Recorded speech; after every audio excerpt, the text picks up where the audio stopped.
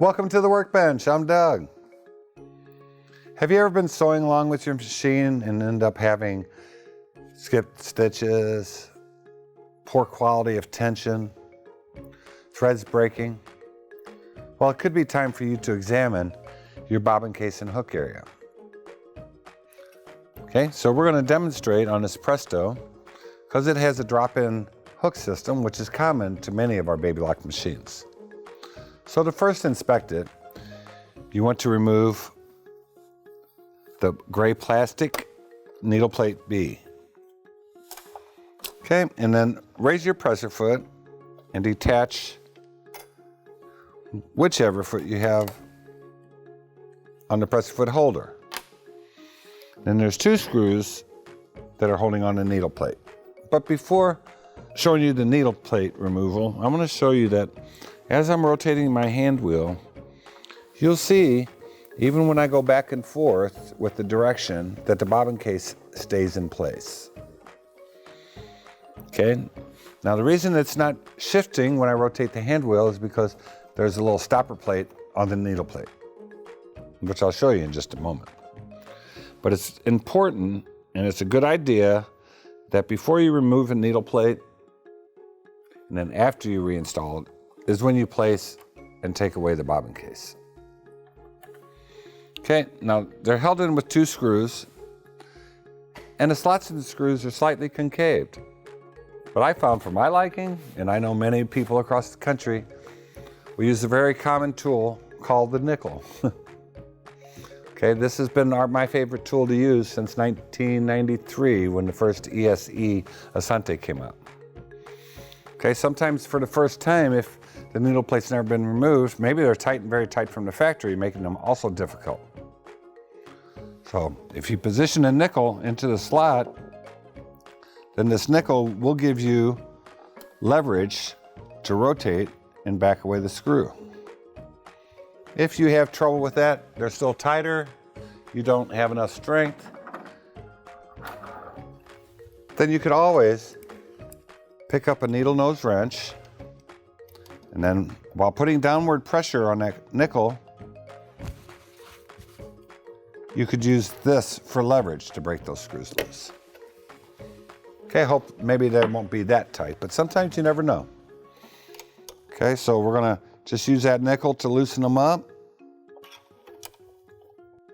And once we break them loose with the nickel, then you may just be able to just back them up with your fingers and use them to rotate. Take a few turns, but once they're loose, you'll be able to lift up and slide away. And with the needle plate off, I like to just show you how the bobbin case fits into your hook area. So first of all, you see the little groove in the tracking here? That's a little lip that the bobbin case sets onto. And then there's an adjusting screw for your tension. But if you ever look at yours, you'll notice that it's covered with green paint to try to keep you away from rotating it.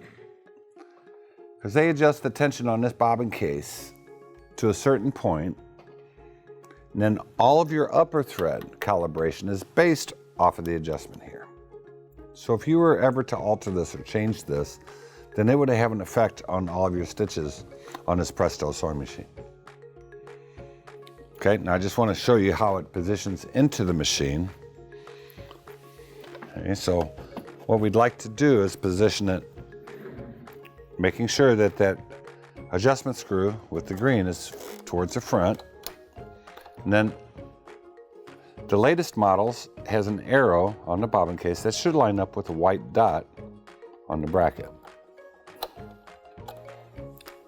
Okay, but it sets on that lip that I pointed out. Okay, now with the needle plate removed, watch what happens when I turn the hand wheel backwards. You see how my bobbin case rotated back way over here? So if you left your bobbin case in after removing the needle plate, weren't aware of this position change, mounted the needle plate, when you start to sew, you're gonna break a needle.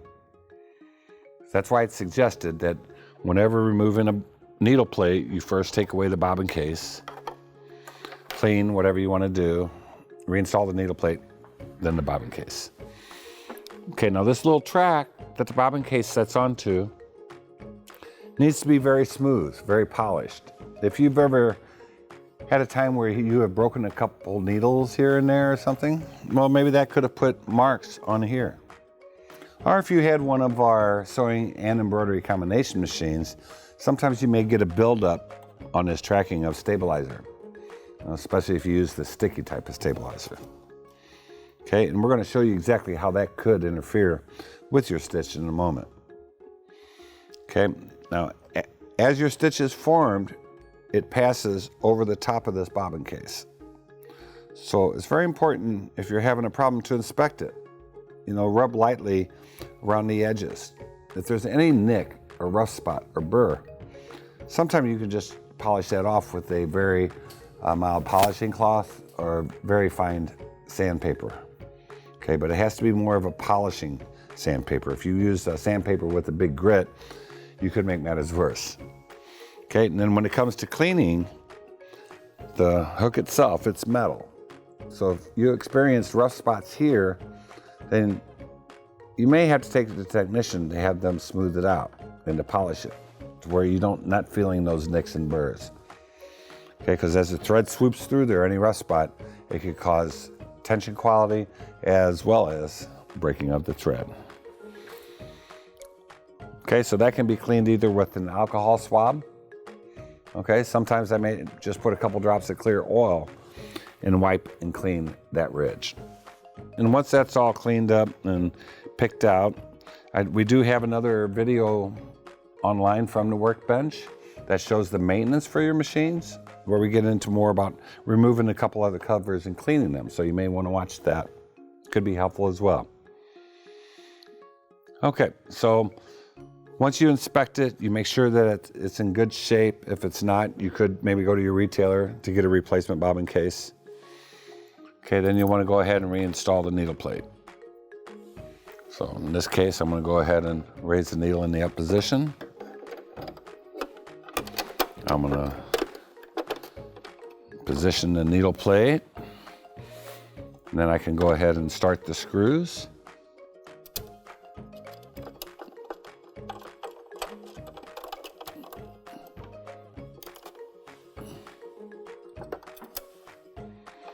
You also want to make sure, when you're inspecting things, that you don't have any needle marks or scars or burrs through the needle plate hole. We have had some, even, some technicians ask me, why is that groove in the corner of that needle plate? You see there's a little notch, and some may think that that's because of a needle rubbing against it. But that's intended to be there because majority of sewing is done in the left needle position. And this just helps the flow of the thread to escape. So if you see that, don't think it's a groove and try to take sandpaper and remove it all the way out, or you'll open up that needle hole too much.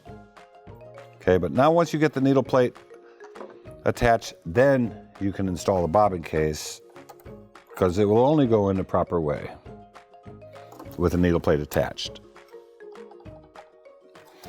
And you can attach needle plate B, as well as the pressifer that you might be using for your next project. I hope that was helpful. If you have everything smooth and clean and no rough areas, then you're bound to have success with creating your next project. Now that you know, get out and sew.